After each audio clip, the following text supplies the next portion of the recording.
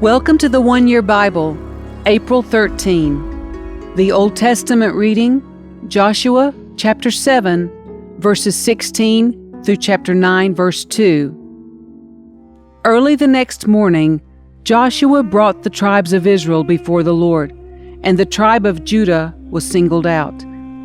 Then the clans of Judah came forward, and the clan of Zerah was singled out. Then the families of Zerah came forward, and the family of Zimri was singled out.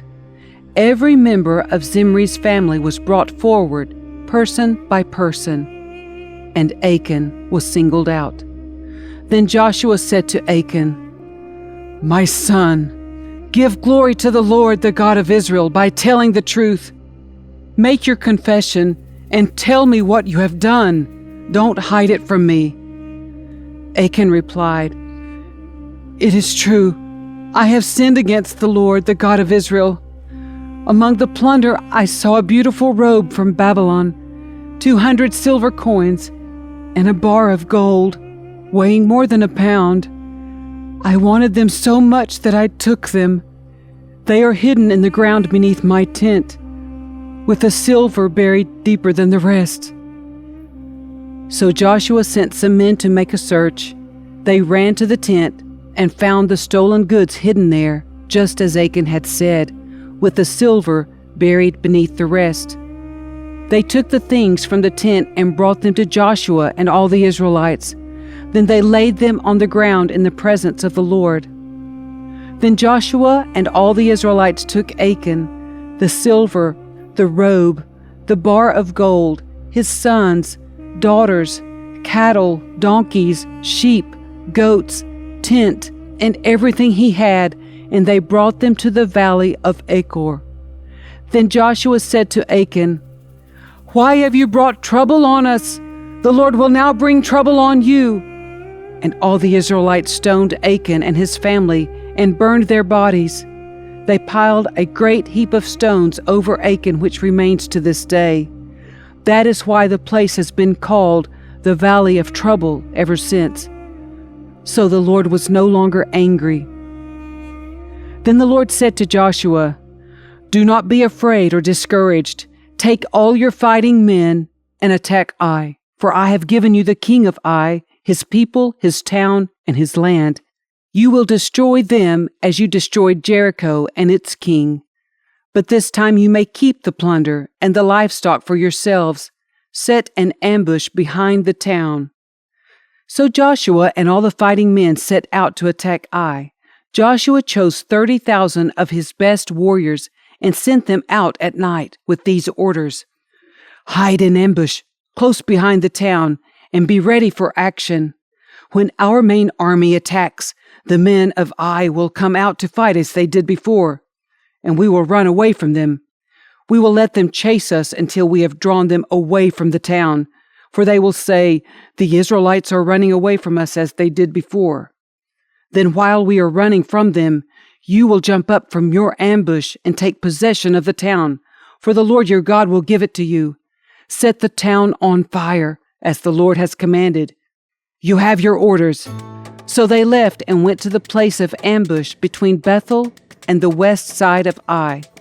But Joshua remained among the people in the camp that night. Early the next morning, Joshua roused his men and started toward Ai, accompanied by the elders of Israel.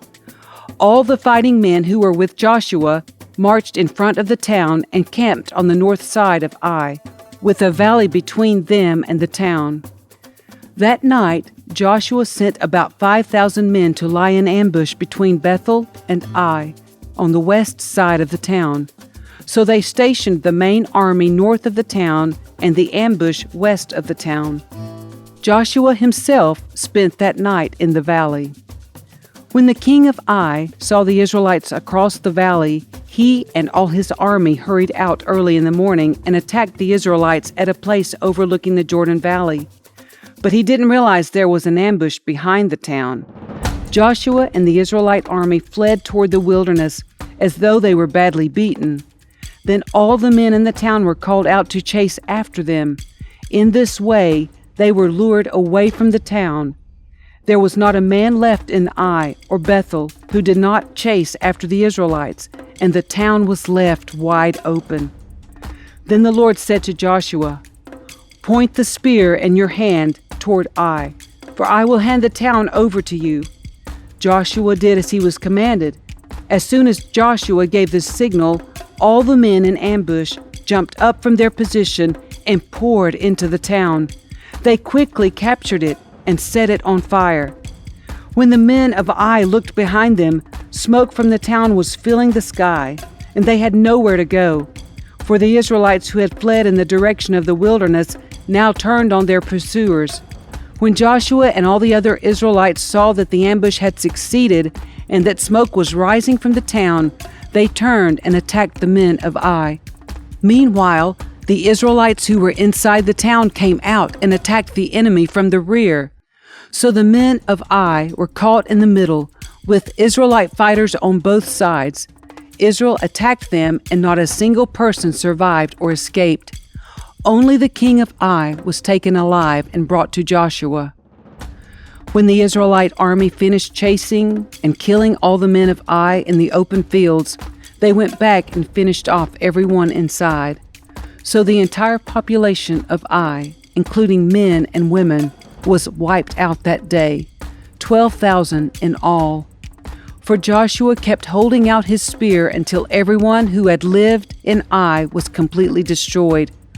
Only the livestock and the treasures of the town were not destroyed, for the Israelites kept these as plunder for themselves, as the Lord had commanded Joshua. So Joshua burned the town of Ai, and it became a permanent mound of ruins, desolate to this very day. Joshua impaled the king of Ai on a sharpened pole and left him there until evening. At sunset, the Israelites took down the body as Joshua commanded and threw it in front of the town gate. They piled a great heap of stones over him that can still be seen today. Then Joshua built an altar to the Lord, the God of Israel, on Mount Ebal. He followed the commands that Moses, the Lord's servant, had written in the book of instruction. "Make me an altar from stones that are uncut and have not been shaped with iron tools." Then on the altar they presented burnt offerings and peace offerings to the Lord. And as the Israelites watched, Joshua copied onto the stones of the altar the instructions Moses had given them. Then all the Israelites, foreigners and native-born alike, along with the elders, officers, and judges, were divided into two groups. One group stood in front of Mount Gerizim, the other in front of Mount Ebal. Each group faced the other, and between them stood the Levitical priests carrying the Ark of the Lord's covenant. This was all done according to the commands that Moses, the servant of the Lord, had previously given for blessing the people of Israel. Joshua then read to them all the blessings and curses Moses had written in the book of instruction. Every word of every command that Moses had ever given was read to the entire assembly of Israel, including the women and children and the foreigners who lived among them. Now all the kings west of the Jordan River heard about what had happened.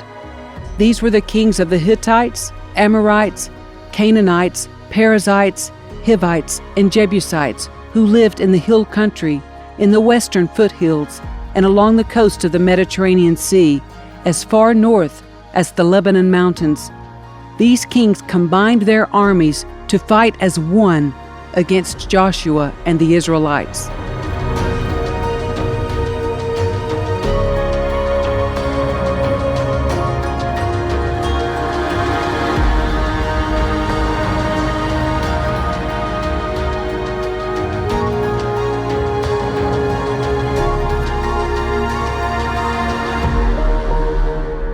The New Testament reading, Luke chapter 16, verses 1 through 18. Jesus told this story to his disciples. There was a certain rich man who had a manager handling his affairs. One day, a report came that the manager was wasting his employer's money. So the employer called him in and said, "What's this I hear about you? Get your report in order because you are going to be fired." The manager thought to himself, "Now what? My boss has fired me. I don't have the strength to dig ditches, and I'm too proud to beg. I know how to ensure that I'll have plenty of friends who will give me a home when I am fired." So he invited each person who owed money to his employer to come and discuss the situation. He asked the first one, "How much do you owe him?" The man replied, "I owe him 800 gallons of olive oil." So the manager told him, "Take the bill and quickly change it to 400 gallons. "And how much do you owe my employer?" he asked the next man. "I owe him 1,000 bushels of wheat," was the reply. "Here," the manager said, "take the bill and change it to 800 bushels. The rich man had to admire the dishonest rascal for being so shrewd. And it is true that the children of this world are more shrewd in dealing with the world around them than are the children of the light. Here's the lesson. Use your worldly resources to benefit others and make friends. Then, when your possessions are gone, they will welcome you to an eternal home. If you are faithful in little things, you will be faithful in large ones. But if you are dishonest in little things, you won't be honest with greater responsibilities. And if you are untrustworthy about worldly wealth, who will trust you with the true riches of heaven? And if you are not faithful with other people's things, why should you be trusted with things of your own? No one can serve two masters, for you will hate one and love the other. You will be devoted to one and despise the other. You cannot serve God and be enslaved to money. The Pharisees, who dearly loved their money, heard all this and scoffed at him. Then he said to them, "You like to appear righteous in public, but God knows your hearts. What this world honors is detestable in the sight of God. Until John the Baptist, the law of Moses and the messages of the prophets were your guides. But now the good news of the kingdom of God is preached, and everyone is eager to get in. But that doesn't mean that the law has lost its force. It is easier for heaven and earth to disappear than for the smallest point of God's law to be overturned. For example, a man who divorces his wife and marries someone else commits adultery. And anyone who marries a woman divorced from her husband commits adultery."